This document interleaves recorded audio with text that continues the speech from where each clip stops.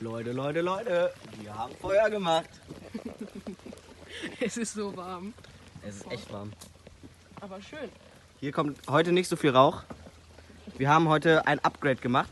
Wir haben eine Trocknungskammer gebaut, direkt neben dem Ofen.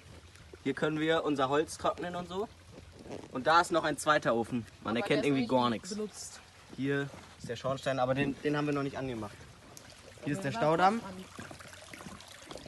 und das wird unsere neue Hütte. Ich zeig's mal von oben. Aber die haben wir nicht gebaut. Die haben wir nicht selber gebaut, die haben so Typen gebaut. Also das Dach habe ich schon selber mit diesem Gras drauf, haben wir selber gemacht. Aber alles andere haben die gemacht.